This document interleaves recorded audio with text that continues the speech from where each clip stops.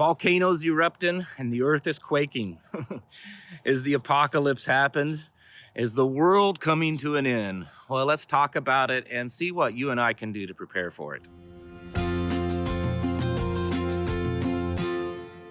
Hey folks, this is Travis here at Set Apart Homestead, the Prepared Homestead. Thank you all for watching. If you'd like to read an article that I wrote on the introduction to herbal medicine, and it's just kind of a very, very beginner's guide, gives you a few basic herbs and kind of what, the whole process of how to make things. You can go over to my website, thepreparedhomestead.com, and read that article. There's no charge to do that. And, my website, I don't have a billion different pop-ups and you have to scroll through tons of advertisement. I absolutely cannot stand that on a website. When you're trying to read an article and you have to scroll through pages of advertisements and pop-ups. You won't find that on my website. So if you want to go over there and read that, by all means, go ahead. I'll leave a link in the description below that you can click on and go over there. So there's been a lot of activity in the last few days, really in the last 18 months. I mean, you could go back 18 months to 24 months, but the earth is making some moving and shaking. And while there are some theories as to why it's happening, most scientists just aren't really sure exactly what's going on. So as of the making of this video, in the last 3 or 4 days, there's been 3 to 4 volcanic eruptions. A fourth one would not necessarily be considered a major one, but there were at least 3 major volcanic eruptions on this planet. Along with that, over the last week or so, there has been earthquake activity all over the planet. Some of it in areas that we would typically see earthquake activity, ever so often. But there have been places where we have not seen earthquake activity in a very long time. The New Madrid fault line has been moving.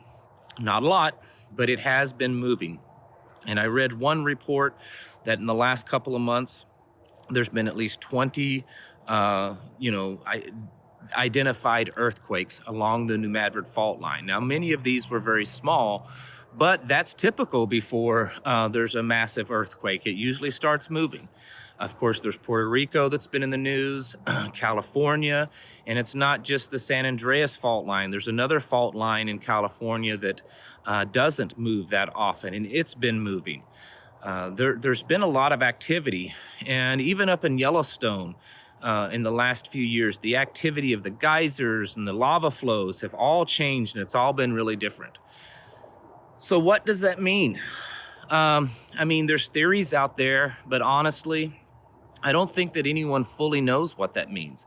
Is this, the spark of a new, age of, massive activity on the earth, geological activity where it could actually become a true threat to humanity? Or is this just one of those little cycles that the earth goes through and it kind of, burps basically, and then it all settles and goes away? We don't know yet. We do know that there's things going on with the sun, the grand solar minimum. It looks like that it's possible that we are in the process of a pole reversal. The North Pole has shifted very rapidly in the last few years, heading towards Siberia, Russia, much faster than it's ever moved in recorded history. So there is a lot of stuff happening with just the planet as a whole. And without getting into like predictions and prophecies and things like that, the fact is that you and I, we need to kind of be prepared for that kind of stuff because, a lot of times we prepare for the cool things. We prepare for the apocalypse and for wars and for government takeover and financial collapse. And while those are, legitimate things to prepare for, something like an attack from our own planet may not be prepared. We may not be as prepared as we think. Most of this stuff, if it does happen, it's not necessarily an extinction of humanity, but there could be a lot of deaths for certain that happen. You look at reports of if the New Madrid fault line goes, because of the population density along that fault line, there could easily be millions of deaths because of that, earthquake. So So, look at the caldera in Yellowstone. If that thing blows, you're talking potentially a quarter or half of the American population could be greatly threatened with death or near death. So the point is that these things are survivable, but you have to prepare for them. I made a video last week about the Australia wildfires and some tips on kind of preparing for those. And, a lot of the same things work with volcanoes and earthquakes. So I'll try to leave a link for that video in this one if you want to watch it. You hadn't seen it yet. But this is one of those situations where you might actually have to bug out. It's obviously not the thing that you should do first, but if you're near a volcano, if you live near an area where there's a volcano and it starts showing activity, you may have to leave the area. If you live in an area near an earthquake, and while it's difficult to predict an earthquake, we have gotten better at it, and it starts to look like it's definitely going to be going, you might want to leave that area. There are also other things, because not everyone lives right near a volcano or right on a fault line. So what are some of the things that you need to do to prepare? Well, of course, having medical supplies, food, and water are three major things, because the water supply may not work. If you're hooked up to municipal water, it's probably not going to function. Even if you have your own well water, you may not have electricity to pump that well. And depending on the situation, that well water could become contaminated. It is very possible in either an earthquake or a volcano that local water systems can become contaminated for a while. So you want to consider that and have a way to get the water and then have a way to clean the water. Because just because your well is clean now does not necessarily mean it will be clean after a massive, thing that would happen like a volcano or earthquake. So you need to have that under control. Obviously, food, you always need food. So you need to have that on hand. You need to be prepared to bug out if something happens. Even after the earthquake or after the volcano, things can change and you might have to bug out. So you need to kind of be prepared for that. For most people, it's kind of hunkering down. With volcanoes, typically the worst thing that you get is fallout. The ash fallout. So you need to be able to seal up your house as much as possible. If you're able to do some type of air filtration system, that would be good. But know that the ash from a volcano is going to clog up that filtration system really fast. So you have to take that in consideration. Do you want to keep changing filters constantly? What do you want to do? You're going to need some way to try to protect your lungs if you're out in that kind of stuff. So things like N95 and N99 dust masks work well. They're not the best thing on blocking out chemicals. Certainly not the best thing for that. But things like dust and ash, they will work for that. And those things are really cheap. You can find them on Amazon, Walmart, places like that. Where you can get those dust masks, and they're more than just the plain old cloth ones. These things can be found just about anywhere, hardware stores, Walmart, stuff like that. But try to get at least the N95 up to N99 dust mask. They're going to protect yourself from the smaller particles. Of course, there's things like gas masks and stuff like that, but you're getting into more money and more bulk, and a lot of people just aren't able to go to that level. But for something like a volcano, a good quality dust mask would certainly be helpful. Then also realize that in things like earthquakes and volcanoes, especially if you're somewhat close to a volcano, you could have forest fires happen. So that is something that, I mentioned in that other video you should watch, that you have to prepare for. Being able to provide heat or cool. If we start seeing a lot of volcanic activity, along with this grand solar minimum, it could definitely throw us into a mini ice age.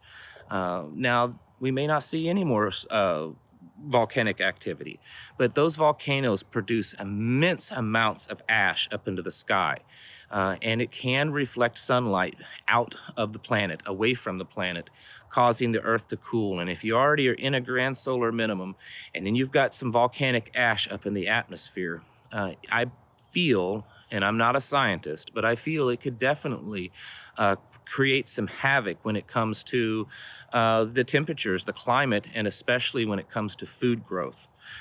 So there are some serious things happening. It's almost comical if it wasn't, but just before the end of the year, I made a video saying that I just felt it wasn't a prediction. I don't like doing predictions, but I just felt that 2020 is going to be a big year and that there's going to be a lot of things happening. And I just had this gut feeling that, by the end of 2020, we might see a very different world than what we live in right now. And there are things happening that certainly could lead us to that place. So, start being aware of the volcanoes, the earthquakes. Those are definitely some scary things because, you can only become so prepared against them, especially depending on where you are. Now, I know there's probably going to be the question, so I'm going to go ahead and address it with the New Madrid fault line because I love the Ozarks, the Missouri Ozarks, the Northern Arkansas Ozarks. And of course, those Ozarks are quite near the New Madrid fault line. And so a lot of people say, yeah, you're telling everyone to move to the Ozarks, and then they're right next to this fault line. I mean, they're not right next to it, but they're, 150 miles, 200 miles, depending on where you're at, or more, from that fault line. Well, here's the thing, and I'm not an expert, but I have done a lot of research. I only play one on YouTube.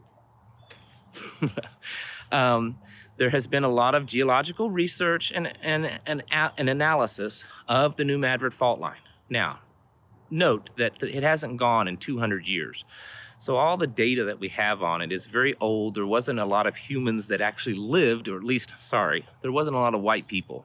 I'm Native American, so I didn't offend myself by saying that. There wasn't a lot of white English settlers or European settlers that lived near the fault line when it last went back in like 1811. So the data is a little sketchy. There's just some stories and journals and stuff about it. But from what we know of it, if it goes, the majority of the energy is going to disperse east and northward, kind of in a northeaster pattern, which is the opposite direction of the Missouri and Northern Arkansas Ozarks. And then you also have to factor in that the Ozarks, while they're referred to as the mountains, they're not. It's one large plateau. That's what's so different about the Ozarks. The entire Ozarks is a big plateau, and it's not just a big plateau. It's all basically one humongous chunk of limestone sitting on the Earth's crust. And so what most geologists believe, the evidence shows that limestone bedrock will act as a buffer when an earthquake in New Madrid fault line would go. And if you look at most of the diagrams, very little of that energy actually affects the Ozarks, only the far eastern part of the Ozarks. But most of the Ozarks should only feel mild tremors and mild earthquakes. I read a report once, and I cannot find it, so I wasn't able to leave a link, that it was estimated that probably the worst that you would feel in the Ozarks is somewhere around a 3 or 4 earthquake, which really isn't that bad. And as long as that's true, assuming that the experts know what they're talking about, that the most you might have cracks in your drywall or something like that with a 3.0 or 4.0 earthquake.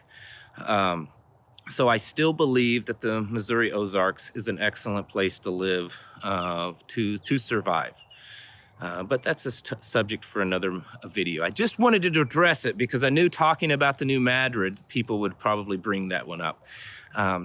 But the point of this video is that there's a lot of activity going out there when it comes to just the Earth itself. The poles shifting possibly, grand solar minimum, earthquakes, volcanoes, and other weather patterns have really changed. I was reading a report about tornadoes, of how there aren't really any less tornadoes happening in the last couple of years, but it's this strange phenomena that they're all happening at once. So whereas in years past, throughout the tornado season, you'd have one here and one there and one over here and one over there. Now it's like you don't have them spread out like that. You may have 25 or 30 tornadoes in one storm in one area. And it is baffling, climatologists and meteorologists because they're just not sure why that's happening. So there's definitely some weather changing, and I'm sure HARP and, the seeding of the clouds, if any of you actually, believe that, I think it's true. There's too much evidence to deny it, I feel. I'm sure that's playing into a lot of it. So these are areas that we also have to prepare. As preppers, we have to be really smart. You have to stay on top of this kind of stuff. You can't just think about one thing that you prepare for. It's not like the Doomsday Prepper TV shows where they're just prepping for one thing. If you're going to do it, you need to prepare for a lot of things. And there's so much crossover, it's not as difficult as you think, but you at least need to be aware of it. You need to be thinking about it. Okay, what if this happens? What if that happens? What if this happens? What if that happens? That's where your prepper plan comes in. And whether you write that down or you keep it in your head or you talk about it with your family, you need to kind of have some plans going on of what to do in case of these emergencies. And it's not always going to end up putting on your body armor, your plate armor, and your AR and going out and fighting the militia. A lot of times it's just preparing for forest fires and tornadoes and earthquakes and volcanoes and just weather pattern changes. That's really what prepping is. So keep your eyes peeled and ears open for this whole volcano and earthquake thing, and we'll, see what happens. It could continue. It could have a little bit of a lull and then kind of continue again. That's, it's so erratic. It's hard to predict. But certainly in the last couple of weeks and really in the last 18 months, the activity has increased exponentially.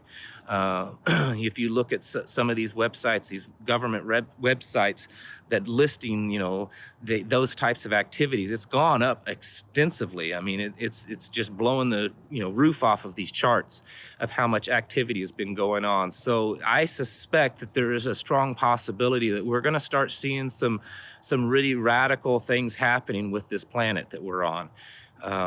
So be prepared for that, folks. Do your research and keep your family ready. All right. Thank you all for watching, and I'll catch you in the next video.